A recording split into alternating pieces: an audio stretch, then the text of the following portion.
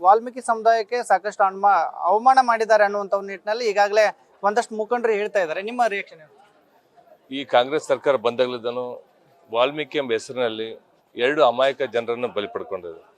ಮೊದಲನೇದಾಗಿ ವಾಲ್ಮೀಕಿ ಅಭಿವೃದ್ಧಿ ನಿಗಮದಲ್ಲಿ ಕೆಲಸ ಮಾಡ್ತಕ್ಕಂಥ ಒಬ್ಬ ಅಧಿಕಾರಿ ಚಂದ್ರಶೇಖರ್ನ ಆತ್ಮಹತ್ಯೆ ಮಾಡಿಕೊಂಡ್ರು. ಇನ್ನು ಎರಡನೇದಾಗಿ ಮೊನ್ನೆ ಬಳ್ಳಾರಿಯಲ್ಲಿ ವಾಲ್ಮೀಕಿ ಹೆಸರಿನಲ್ಲಿ ಮೂರ್ತಿ ಪ್ರತಿಷ್ಠಾಪನೆ ಮಾಡ್ತೀವಿ ಅಂತಂದೇಳಿ ಕಾಂಗ್ರೆಸ್ ಕಾರ್ಯಕರ್ತನ ಅಮಾಯಕನ ಪ್ರಾಣ ಪಡೆದುಕೊಂಡಿದ್ದಾರೆ. ಈ ಒಂದು ಕಾಂಗ್ರೆಸ್ ಸರ್ಕಾರ ಬಂದಾಗಿನಿಂದನೂ ವಾಲ್ಮೀಕಿ ಎಂಬ ಹೆಸರನ್ನ ಒಂದು ಪ್ರತಿಷ್ಠಿತ ನಮ್ಮ ಒಂದು ಸಮಾಜದ ಹೆಸರನ್ನ ಕಾಂಗ್ರೆಸ್ ಸರ್ಕಾರ ಬಂದು ಕಳಂಕ ತರ್ತಾ ಇದ್ದಾರೆ. ಯಾಕೆ ಈ ಮಾತನ್ನು ಘಂಟಾಘೋಷಿಗೆ ಹೇಳ್ತಾ ಇದ್ದೀನಿ ಅಂತಂದ್ರೆ, ಅಲ್ಲಿ RCB ಕಾಲ್ ತುಳಿತ ಆದ್ರೂ ಕೂಡ ನಮ್ಮ ವಾಲ್ಮೀಕಿ ಸಮುದಾಯದ ಅಧಿಕಾರಿಗಳಾದ ದಯಾನಂದ್ ಅವ್ರನ್ನ ಸಸ್ಪೆಂಡ್ ಮಾಡಿದ್ರು. ಅದಾದ್ಮೇಲೆ ಈ ಕಾಂಗ್ರೆಸ್ ಗೌರ್ಮೆಂಟ್ ಬಂದಾಗಲಿದ್ದನು ಕೊಪ್ಪಳದಲ್ಲಿ ವಾಲ್ಮೀಕಿ ಸಮಾಜದ ಯುವಕ ಗವಿಸಿದ್ದಪ್ಪನನ್ನ ನಡ ರೋಡಲ್ಲಿ ಹತ್ಯೆ ಮಾಡಿದ್ರು. ಈ ಕಾಂಗ್ರೆಸ್ ಗೌರ್ಮೆಂಟ್ ಬಂದಿರೋದು ವಾಲ್ಮೀಕಿ ಸಮುದಾಯನೇ ಟಾರ್ಗೆಟ್ ಆಗಿದೆ. ಹಾಗಾಗಿ ನಾನು ಇವತ್ತು ಈ ಒಂದು ರಾಜ್ಯದ ಮುಖ್ಯಮಂತ್ರಿಗಳಲ್ಲಿ ಒಂದು ವಿನಂತಿ ಮಾಡೋದೇನಂತಂದ್ರೆ, ನಿಮಗೆ ಏನಾದರೂ ಸಮುದಾಯದ ಬಗ್ಗೆ ಕಾಳಜಿ ಇದ್ರೆ ಈ ಕೂಡಲೇ ವಾಲ್ಮೀಕಿ ಅಭಿವೃದ್ಧಿ ನಿಗಮದ ಹಣವನ್ನ ರಿಕವರ್ ಮಾಡ್ರಿ. ಅದಾದ ನಂತರ ಇಲ್ಲಿನ ಬಳ್ಳಾರಿಯಲ್ಲಿ ಅಮಾಯಕ ವ್ಯಕ್ತಿಯನ್ನು ಬಲಿ ಪಡೆದಿರ್ತಕ್ಕಂಥ ರಾಜಶೇಖರ ರೆಡ್ಡಿಯ ಕುಟುಂಬಕ್ಕೆ ಮೊನ್ನೆ ಉಸ್ತುವಾರಿ ಸಚಿವರಾದ ಜಮೀರ್ ಅಹಮದ್ ಅವರು 25 ಲಕ್ಷ ಹಣವನ್ನು ಕೊಟ್ಟರು. ಆ 25 ಲಕ್ಷ ಹಣ ಕೊಟ್ಟುಬಿಟ್ರೆ ಅವ್ರ ಕುಟುಂಬಕ್ಕೆ ಹೋದಂಥ ಜೀವ ವಾಪಸ್ ಬರುತ್ತಾ? ಅವ್ರ ಕುಟುಂಬಕ್ಕೆ ಆಗಿರ್ತಕ್ಕಂಥ ಅನ್ಯಾಯ ಬರ್ತತ್ತ? ಈ ಕ್ಷಣದ ಮಟ್ಟ ಕೂಡ ಇವತ್ತು ಫೈರ್ ಆಗಿ ಇವತ್ತಿಗೆ 5ನೇ ದಿನ ಆಯ್ತು. ಎಷ್ಟು ನಿಧಾನಗತಿಯ ತನಿಖೆ ಅಂತಂದ್ರೆ, ಈ ಕೇಸನ್ನು ಮುಚ್ಚಿ ಹಾಕೋಕ್ಕೋಸ್ಕರನೇ ಬಾಂಬ್ ನಿಷ್ಕ್ರಿಯ ದಳ ಎಲ್ಲಿ ಬೇರೆ ಬೇರೆ ತನಿಖೆಯವರು ಎಂಟ್ರಿ ಆಗ್ತಾರೆ ಒಂದು ಉದ್ದೇಶಕ್ಕೆ ಇವತ್ತು ಬಲವಂತವಾಗಿ ಕಳಿಸ್ಕೊಟ್ಟಿದ್ದಾರೆ. ಆ ಮರ್ಡರ್ ಆಗಿರ್ತಕ್ಕಂಥ ಸ್ಥಳದಲ್ಲೇ, ಫೈರ್ ಆಗಿರ್ತಕ್ಕಂಥ ಸ್ಥಳದಲ್ಲಿ ಇವತ್ತು 9mm ಬುಲೆಟ್ ಮತ್ತೊಂದು ಸಿಕ್ಕಿದೆ. ಇವತ್ತು ಬಳ್ಳಾರಿಯಲ್ಲಿ 2 ಬಾರಿ ಪೋಸ್ಟ್ ಮಾರ್ಟಮ್ ಮಾಡ್ತಾರಂತಂದ್ರೆ ಇವತ್ತು ಕೇಸ್ ಮುಚ್ಚಾಕ ಪ್ರಯತ್ನ ಮಾಡ್ತಿರೋದು. ಸರ್, ಈಗ ವಾಲ್ಮೀಕಿ ಪೋಸ್ಟರ್ ವಿಚಾರವಾಗಿ ಈ ಒಂದು ಗಲಾಟೆ ಸ್ಟಾರ್ಟ್ ಆಯಿತು ನಿಮ್ಮ ಜೊತೆಗೆ. ಯಾಕಂದ್ರೆ ನೀವು ವಾಲ್ಮೀಕಿ ಒಂದು ST ಮೋರ್ಚಾದ ರಾಜ್ಯಾಧ್ಯಕ್ಷರಾಗಿದ್ದೀರಿ. ಈ ಹಂತದಲ್ಲಿ ಈ ಪ್ರಕರಣವನ್ನ ಸಂಪೂರ್ಣವಾಗಿ ಈಗ ವಿರೋಧ ಮಾಡ್ತಾ ಇದ್ದಾರೆ ವಾಲ್ಮೀಕಿ ಸಮುದಾಯ ಒಂದಷ್ಟು ಬಣ.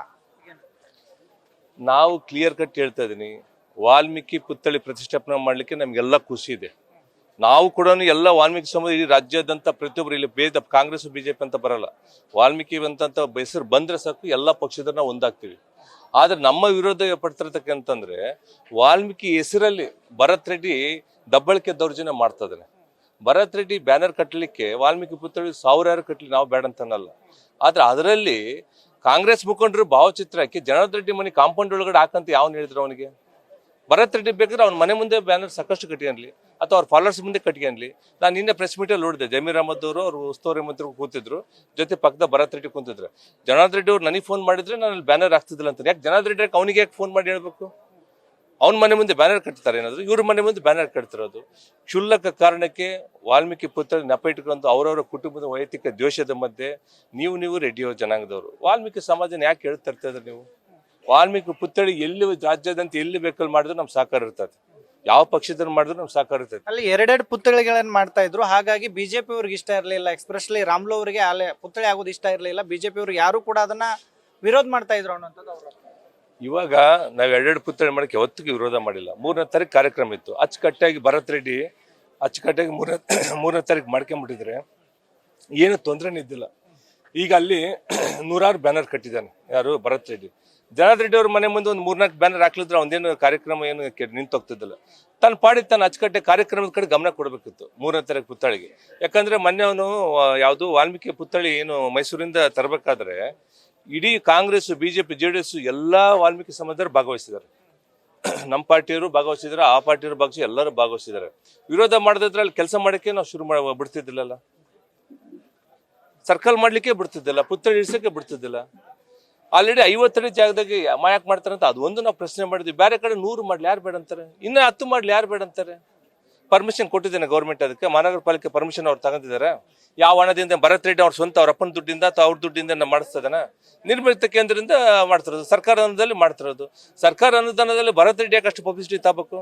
ಅದೇ ಪಕ್ಷದ ಶಾಸಕರಾಗಿರ್ತಕ್ಕಂಥ ಬಳ್ಳಾರಿ ನಾಗೇಂದ್ರ ಬ್ಯಾನರ್ಗಳು ಯಾಕೆ ಹಾಕಿಲ್ಲ?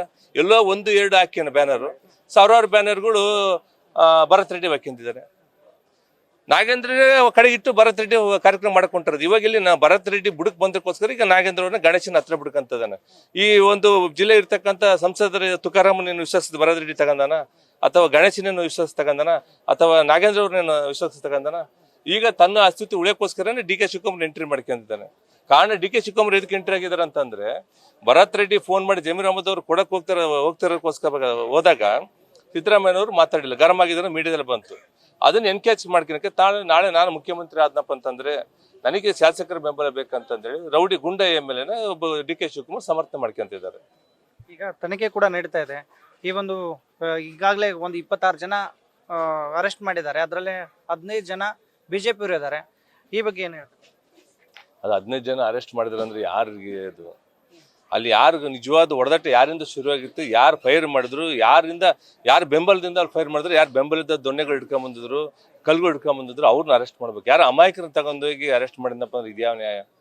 ಈಗ ನೀವು ಒಂದು ಮಾತು ಹೇಳ್ತೀನಿ, ಗನ್ ಮೆನ್ಗಳು 5-6 ಜನ ಇದ್ದಾರೆ. ಅಲ್ಲಿ ಗನ್ ಫೈರ್ ಆಗಿರೋದು ಒಂದು 15-20 ಸಾವಿರ ಫೈರ್ ಮಾಡಿದ್ದಾರೆ. ಅವೆಲ್ಲ ಬುಲೆಟ್ಗಳು ಎಲ್ಲೋದು? ಈಗ ಒಬ್ಬ MLA ಆಗಿರ್ತಕ್ಕಂಥದ್ದು ಸಾರ್ವಜನಿಕ ಹಿತಾಸಕ್ತಿ ಕಾಪಾಡಬೇಕು. ಸಾರ್ವಜನಿಕ ಶಾಂತಿ ಭಂಗನ ಮಾಡ್ಕೊಂಡು ಒಬ್ಬ MLA ಆ ಮಟ್ಟಕ್ಕೆ ಅವತ್ತು ಮಾತಾಡಿದ್ ನೀವು ನೋಡಿದ್ರ, ಮಕ್ಕ ಹಾವ ಎಲ್ಲ ಮಾತಾಡಿದ್ರು, ಯಾವ ರೀತಿ ಮಾತಾಡ್ತದಾನಂತಂದೇಳಿ. ಅವ್ನ ಮನೆ ಸುಟ್ಟಾಕ್ಬಿಡ್ತೀನಿ, ನಾನು ವಾಲ್ಮೀಕಿದು ರಕ್ತಾಭಿಷೇಕ ಮಾಡಿ ನಾನು ಪ್ರತಿಷ್ಠಾಪನೆ ಮಾಡ್ತೀನಿ, ಈ ರೀತಿ ಮಾಡಿದ್ರೆ ಆ MLA ಸ್ಥಾನಕ್ಕೆ ಅವನ ಅರ್ಹತೆ ಅಲ್ಲ. ಈಗ ಯಾವ ತರ ತನಿಖೆ ಆಗ್ಬೇಕಂತ ನೀವು ಆಗ್ರಹಿಸ್ತೀರಿ ಸರ್? ನಾವು ಯಾವುದೇ ಕಾರಣಕ್ಕೆ ಇಲ್ಲಿ ಪೊಲೀಸ್ ನ್ಯಾಯಾಂಗ, ಯಾಕಂದ್ರೆ ಈ ರಾಜ್ಯದ ಗೃಹ ಮಂತ್ರಿ ನಾಲಾಯಕ್ ಗೃಹ ಮಂತ್ರಿ. ಇದುವರೆಗಾಯ್ತು ಕೇಸ್. ನೀವೊಂದು ವಿಷಯ ಹೇಳ್ತೀನಿ, ಗಲಾಟೆ ಮಾಡಿರೋದು ಭರತ್ ರೆಡ್ಡಿ ಅವರು, ಸತೀಶ್ ರೆಡ್ಡಿ ಅವ್ರ ಕಡೆಯವರು. ಕಂಪ್ಲೇಂಟು ಯಾರು ಕೊಟ್ಟಿಲ್ಲ ಬಿಟ್ಟಿಲ್ಲ, ಗಲಾಟೆ ಮಾಡಿದ್ರೆ ಅರೆಸ್ಟ್ ಒದ್ದೊಳಗೆ ಹಾಕ್ಬೇಕು. ಯಾರನ್ನ ಅರೆಸ್ಟ್ ಮಾಡಬೇಕು? ಇವರೇ ಪೊಲೀಸರೇ ಸ್ವಯಂ ಪ್ರೇರಿತ ಕೇಸ್ ದಾಖಲು ಮಾಡಿ ನಮ್ಮ ಕಡೆ ಇರತಕ್ಕಂಥ ಜನಾರ್ದನ್ ರೆಡ್ಡಿ ಅಣ್ಣನವ್ರನ್ನ, ರಾಮುಲ್ ಅವ್ರನ್ನ ಮತ್ತೆ 13 ಜನ ನಮ್ಮನ್ನ ಸ್ವಯಂ ಪ್ರೇರಿತ ಕೇಸ್ ದಾಖಲು ಮಾಡ್ಕೊಂಡಾರ. ಆ ಗಲಾಟೆ ಮಾಡಿದ್ರೆ ಇವತ್ತಿನ ಮೇಲೆ ಸ್ವಯಂ ಪ್ರೇರಿತ ಕೇಸ್ ದಾಖಲೆ ಮಾಡಿಲ್ಲ. ಎಲ್ಲಿ ನ್ಯಾಯ ಸಿಗ್ತತಿ ಈ ಒಂದು ಕಾಂಗ್ರೆಸ್ ಗೌರ್ಮೆಂಟ್ ಅಲ್ಲಿ? ನಾವು ಈಗ ಒಬ್ಬ CID ಇಂದ ಅಥವಾ CBI ಇಂದ ಅಥವಾ ಒಬ್ಬ ರಿಟೈರ್ಡ್ ಆಗಿರ್ತಕ್ಕಂಥ ನಿವೃತ್ತ ನ್ಯಾಯಾಧೀಶರಿಂದ ಉನ್ನತ ಮಟ್ಟದ ತನಿಖೆ ಆಗ್ಬೇಕಂತ ಒತ್ತಾಯ ಮಾಡ್ತಾ ಇದ್ದೀವಿ. ಇದಿಷ್ಟು ಬಂಗಾರ ಹನುಮಂತ ಅವರು ಮಾತಾಗಿರುವಂಥದ್ದು. ಕ್ಯಾಮ್ರಾಮನ್ ಕಾರ್ತಿಕ್ ಜೊತೆಗೆ ಶಿವಾನಂದ್ ಮದೇಳಿ, ನ್ಯೂಸ್ ಫಸ್ಟ್ ಕನ್ನಡ, ಬಳ್ಳಾರಿ.